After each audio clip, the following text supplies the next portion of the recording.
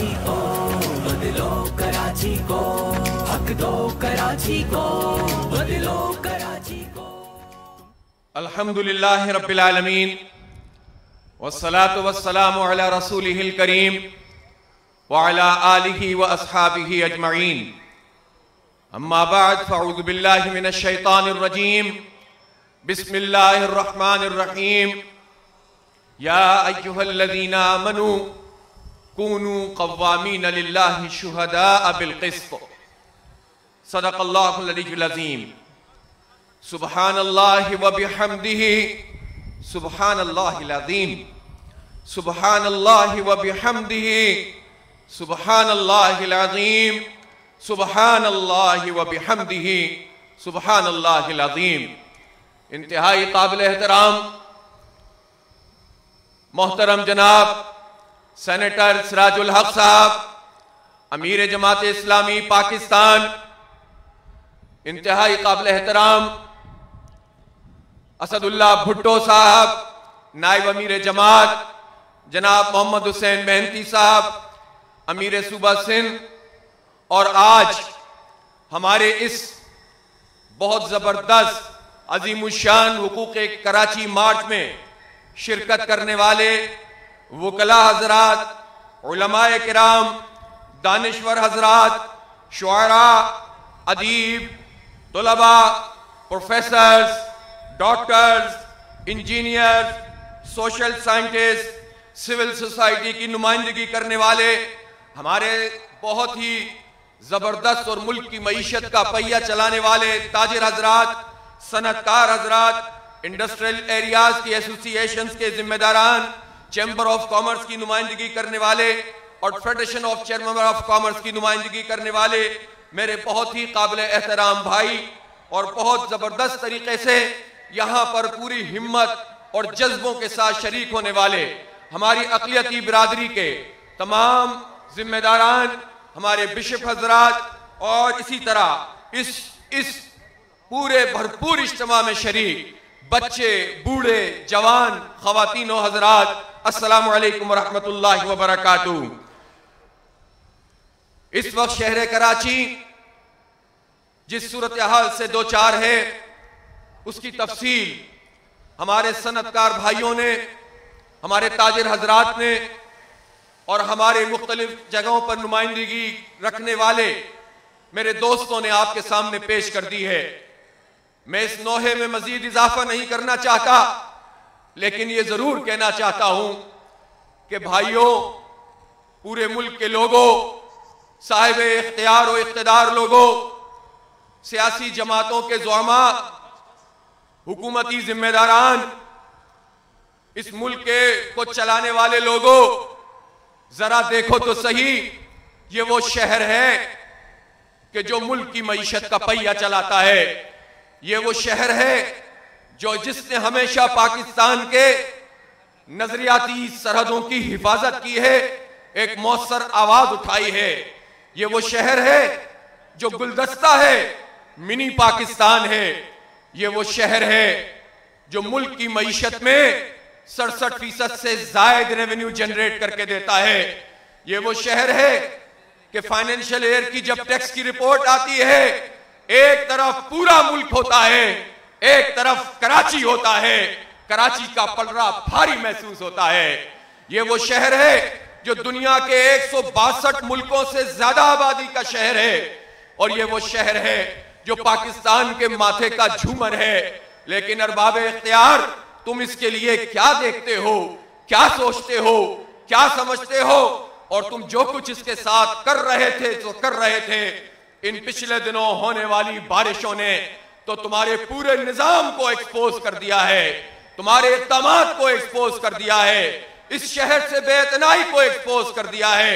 इस शहर को तुम लावारिस और तन्हा करना चाहते हो, तुम्हारे इन मजमूम अज़ाइम को एक्सपोज कर दिया है।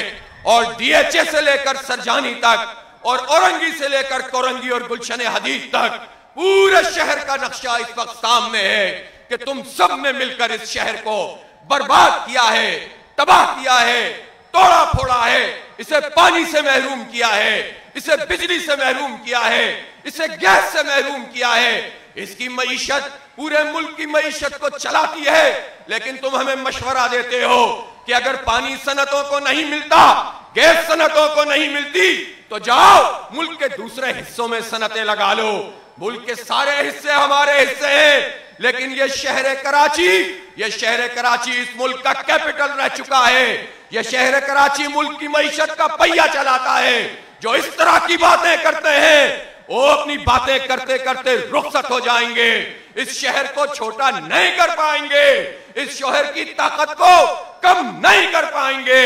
हाँ, हमारा अलमिया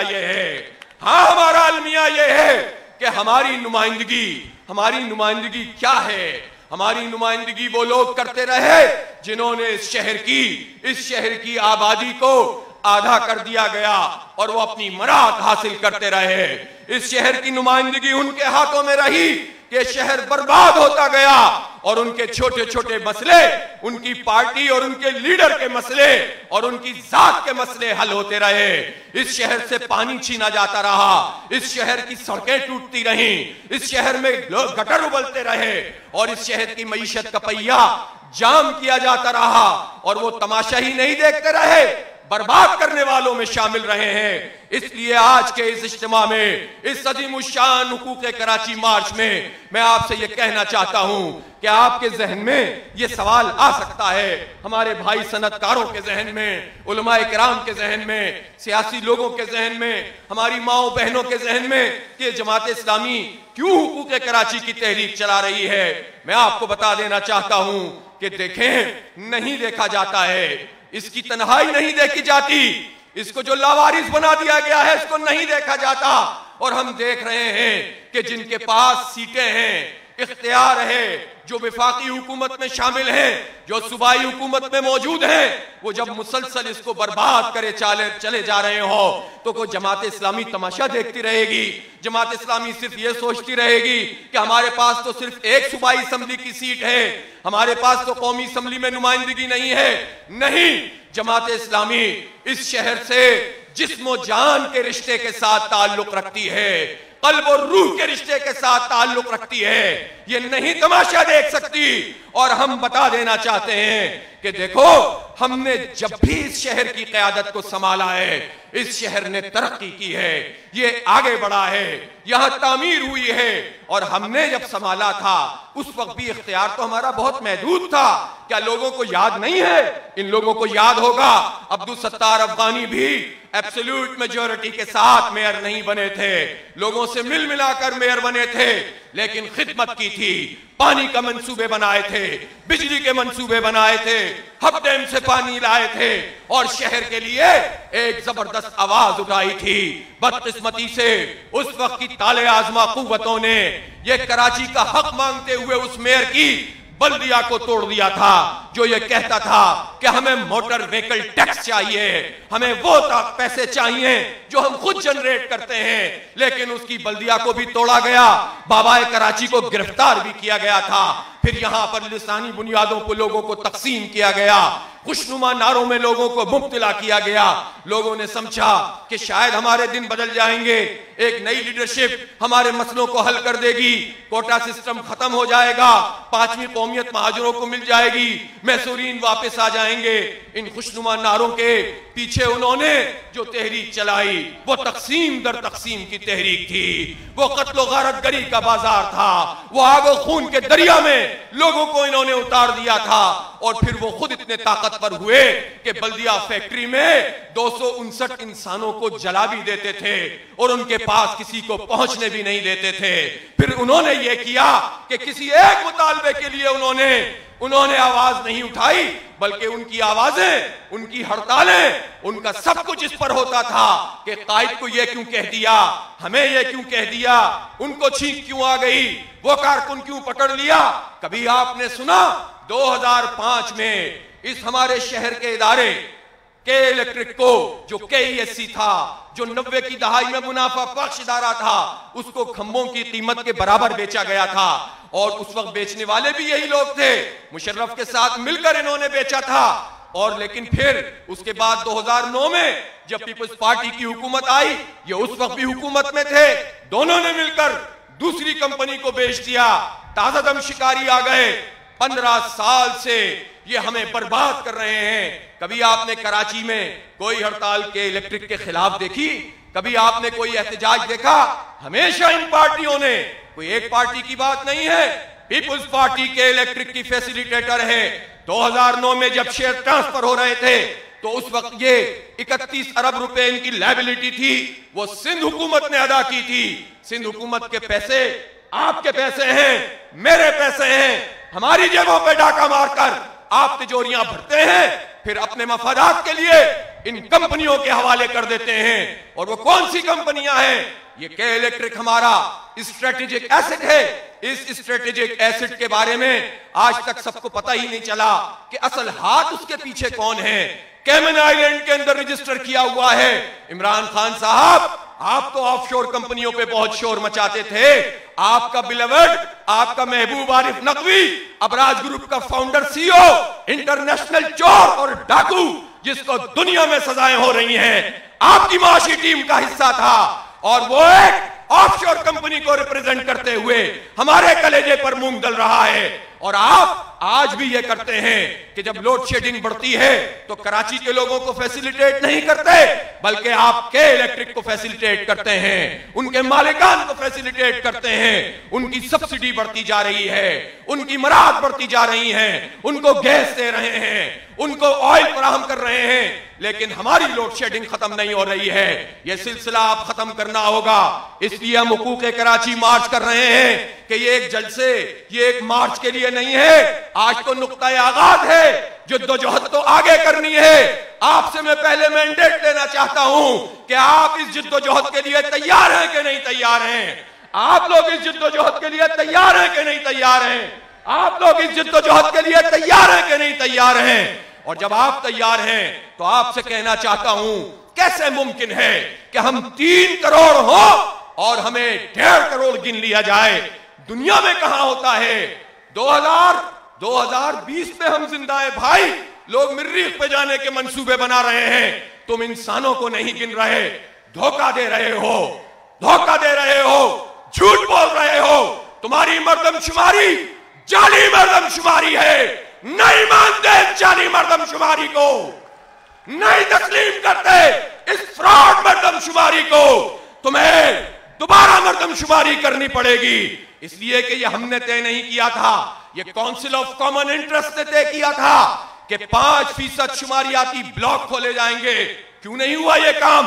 पीपुल्स पार्टी तो उस वक्त उठती है जब उसे बल्दियाती इंतखाब को डिले करना होता है, उस वक्त मर्दमशुमारी उसे याद आती है। पहले कहां थे? एक ओमनी ग्रुप को गैस की सप्लाई में रुकावट आ रही थी तो पूरे शहर में धरने दे रहे थे। तुम्हारे जरदारी साहब का मसला हल हो गया तो तुम भी चुप होकर बैठ गए थे। लेकिन मर्दमशुमारी पर तुमने एहतजाज क्यों नहीं किया? क्यों नहीं कराची के लोगों को गिना? एक तरफ कहते हो कि तुम कराची सिंध का हिस्सा है, हम भी कहते हैं सिंध का कैपिटल है, लेकिन तुम ये करते क्या हो? इसको इसका हिस्सा क्यों नहीं समझते हो? क्यों बर्बाद करते हो? क्यों सारे हक मारते हो? क्यों डाका डालते हो? और जब तुम कहते हो कि सिंध की आबादी कम गिनी गई है, तो भाई सिंध का हिस्सा कराची है, इसकी आबादी कम गिनी गई है। जब इसकी आबादी कम गिनी गई है तो मुंह फोड़ के बोलते क्यों नहीं हो कि कराची की आबादी कम गिनी गई है? इसलिए अब सिर्फ बातों से मसला हल नहीं होगा, जिद्दोजहद आगे बढ़ाएंगे। इस मर्दमशुमारी से होता क्या है? 1.5 करोड़ गिन लें या 3 करोड़ गिन लें, इससे होता यह है कि इससे आपके मालियाती मसाइल हैं, आपका इंफ्रास्ट्रक्चर है। अभी ऐलान करके गए 1100 अरब रुपए का पैकेज। भाई ये 1.5 करोड़ का पैकेज है या 3 करोड़ का पैकेज है? ये इमरान खान को तो पता ही कुछ नहीं होता। उसको तो जो प्रेजेंटेशन देते हैं आगे बयान करता है, लेकिन तुम्हारे तो बड़े बड़े दानिश्वर और बड़े बड़े जुगादरी और कॉर्पोरेट कल्चर के लोग मौजूद हैं। तुम नहीं जानते कि दुनिया में जब पानी और बिजली और गैस और इंफ्रास्ट्रक्चर की बात होती है, मास्टर प्लान बनता है, तो आबादी उसकी बुनियादी चीज होती है और आबादी नुमाइंदगी देती है। ये जो आवाजें उठती हैं कि इस तरह तकसीम कर दी जाए, मैं ये कहना चाहता हूं किसी तकसीम की जरूरत नहीं है। अगर कराची को कराची की नुमाइंदगी दे दो, कराची को कराची का हक दे दो, तो फिर वो जो चूरन बेचते हैं, वो जो मंजन बेचते हैं, जो लोगों को लड़ाते हैं, जो तकसीम करते हैं और आपस में इत्तेहादी हुकूमतों में शामिल होते हैं, वो नाकाम हो जाएंगे। इसलिए हम जब ये कहते हैं कि हमारी नुमाइंदगी मर्दमशुमारी के मुताबिक हो, तो इसका मतलब है कौमी असम्बली की कराची में 35 सीटें होंगी, सूबाई असम्बली की 62 सीटें होंगी। हमारी यूनियन काउंसिलें अगर कुल 1500 हैं तो 700 होंगी, और उसके मुताबिक जब हमें हक मिलेगा तो हमें कोई जरूरत नहीं है कोई और बात करने की, हमें हमारा हक दो। और हम ये कहना चाहते हैं, हमें खैराती पैकेज मत दो, हमारा हक हमें दो, हमारा हक हमें दो, हमें खैराती मत समझो। हम यहां कमा कर देते हैं, हम यहां खाते हैं तो उससे ज्यादा उगाते हैं, उससे ज्यादा लगाते हैं। इसलिए मेरे भाइयों, दूसरी बात, बाइख्तियार शहरी हुकूमत है। दुनिया में कहीं देखा है कि आप निजाम मुमलिकत चलाते हो और शहरों को हक ना देते हो? जब हम कहते हैं कराची को हक दो, जब हम कहते हैं कराची को बाइख्तियार शहरी हुकूमत दो, इसका मतलब यह है, सुन लो, इसका मतलब यह है कि कराची में रहने वाले 3 करोड़ लोगों का हक मांगते हैं। 3 करोड़ में से जितने महाजिर हैं, जितने सिंधी हैं, जितने बलोच हैं, जितने पंजाबी हैं, जितने पख्तून हैं, जितने कश्मीरी हैं, जितने सराइकी हैं, जितने हजारेवाल हैं, और जितने मसालिक के लोग हैं, और जितनी मजहबी इकाइयां हैं, जितने क्रिश्चियंस हैं, जितने हिंदू हैं, सबके हक की बात कर रहे हैं। किसी पार्टी की, किसी एथनिसिटी की बात नहीं कर रहे। और आज इस हुकूक़ कराची मार्च में हम ऐलान करना चाहते हैं, इस अजीमुश्शान इज्तिमा में मैं कहना चाहता हूं कि आज हमने लिसानियत को दफन कर दिया है, लिसानियत को गरक कर दिया है। अब कोई हमें सिंधी महाजिर की बुनियाद पर लड़ा नहीं सकेगा। अब हक की बात होगी, अब सच की बात होगी। मेरे भाइयों, कोटा सिस्टम की जब बात हो तो कंफ्यूजन फैलाए जाते हैं। हम ये बताना चाहते हैं, 1973 में जब 10 साल के लिए कोटा सिस्टम बना था, सबने इत्तेफाक किया था कि सिंध के देही आबादियों को डेवलप किया जाएगा और इस काबिल बनाया जाएगा कि फिर वो मेरिट की बुनियाद पर आ सकेंगे। लेकिन 10 साल गुजरे, सिंध के देही इलाकों को बर्बाद कर दिया, शहरी इलाकों का हक मारा, देही इलाकों में डेवलपमेंट नहीं की। फिर एक आमिर मुतलक था, उसने 10 साल मजीद बढ़ा दिए। फिर क्या तमाशा हुआ, जिसने कोटा सिस्टम के नाम पर इस शहर में खून की नदियां बहाई, उन्होंने क्या किया, नवाज शरीफ के साथ मिलकर 2/3 अक्सरियत की बुनियाद पर 20 साल के लिए कोटा सिस्टम MQM और नवाज शरीफ की हुकूमत ने बढ़ाया था। और अब क्या हुआ, 2013 में तो यह खत्म हो गया है। तो आपसे आप मसला हल हो जाना चाहिए था, नॉन इशू बन जाना चाहिए था, डेड इशू बन जाना चाहिए था। लेकिन इमरान खान तो पीपुल्स पार्टी और नवाज शरीफ से भी ज्यादा बाजी ले गए। उन्होंने तो असेंबली में जाने की जरूरत ही महसूस नहीं की। MQM के साथ मिलकर एक SRO के जरिए एक गैर आईनी तरीके से गैर मुअय्यना मुद्दत के लिए यह कोटा बढ़ा दिया। मैं इस मौके पर यह कहना चाहता हूं, अगर इस मसले पर कोई कंफ्यूजन मौजूद है, मैं सिंध के दानिश्वरों के साथ बात करना चाहता हूं। मैं बात करना चाहता हूं इन सब लोगों से जिनको इस तरह के चीजों के पीछे लगाकर लोगों को तकसीम किया जाता है। हम तकसीम नहीं चाहते हैं, हम काटना नहीं चाहते, हम मौजूद भी रहना चाहते हैं, लेकिन अपना हक लेना चाहते हैं। कराची के नौजवानों को मुलाजमतों में हिस्सा क्यों नहीं मिलता? जाली डोमिसाइल क्यों बनते हैं? क्यों बनते हैं जाली डोमिसाइल? क्यों हमें हमारा हिस्सा नहीं मिलता? हमारे इन नौजवानों की जो डिग्रियां लेते हैं, अब तो तालीम भी इतनी महंगी हो गई है, तो इनकी किस्मत में सिर्फ बेरागिरी रह गया है। कोई शोबा और कोई पेशा बुरा नहीं होता, लेकिन इनको इनकी तालीम के मुताबिक रोजगार दो। इनका काम सिर्फ फूड सप्लाई का रह गया है, इनका काम जो है दर बदर की ठोकरें खाना रह गया है, या बाहर जाने के ख्वाब देखना रह गया है। इस मुल्क की मईशत का पहिया चलाने वाले शहर के नौजवान मुलाजमतों में भी अपना हक मांगते हैं। और मैं ये कहना चाहता हूं, इन तमाम इश्यूज पर आज आपसे मैंडेट किया है और आपके तवस्सुस से हमने ये फैसला किया है कि इंशाअल्लाह 15, 16, 17 अक्टूबर को कराची भर में चौकों और चौराहों पर, तालीमी इदारों में, मस्जिदों के बाहर, बाजारों में, सब जगह पर हम एक अवामी रेफरेंडम करेंगे जिसमें इन सारे पॉइंट्स को लिखा जाएगा, लोगों से राय ली जाएगी कि आप इसके हक में हैं कि नहीं। और इस अवामी रेफरेंडम को लेकर सुन लो साहिब इख्तिदार लोगों, ये जलसे पर खत्म होने वाली कहानी नहीं है। हम अपना हक लेने के लिए निकले हैं और किसी ऐसी क़यादत के तहत नहीं निकले हैं जो हक को फरोख्त करने वाले हों, जो आपके मैंडेट को बेच देने वाले हों, जो मैंडेट लेकर सो जाने वाले हों। ये जमात इस्लामी है। पूछना हो तो के इलेक्ट्रिक की इंतजामिया से पूछ लो कि जमात इस्लामी क्या चीज है। छोड़ते नहीं है, पीछा नहीं छोड़ेंगे, अवाम को साथ मिलाएंगे, किसी से तवक्को नहीं है, अल्लाह पर भरोसा है, अवाम के साथ चलेंगे और इंशाअल्लाह 3 दिन मुसलसल रेफरेंडम करेंगे। और ये हम नहीं कराएंगे, शहर के साहिबे इल्म दानिश, वुकला, साबिक जजेस, इन पर मुश्तमिल पैनल बनाएंगे। फिर उस मैंडेट को लेकर फिर हमारी चॉइस होगी कि इस फरसूदा बल्दियाती एक्ट को खत्म करने के लिए शहर के इख्तियार के लिए सीएम हाउस का घेराव करना है या सिंध असेंबली का घेराव करना है। इसलिए कि इस सिंध असेंबली में तो मकामी हारियों और सिंधियों का इस्तेहसाल करके जो वडेरे ताकत के बलबूते पर नुमाइंदगी हासिल कर लेते हैं, वो सिंध के ना देही आवाम के नुमाइंदा हैं, ना शहरी आवाम के नुमाइंदा हैं। वो अंग्रेजों के वक्त से हमारे ऊपर आका बनाकर बिठाए गए हैं और हमें गुलाम इब्ने गुलाम बनाते हैं। इनसे छुटकारे का वक्त आ गया है। उनका देखा देखी तो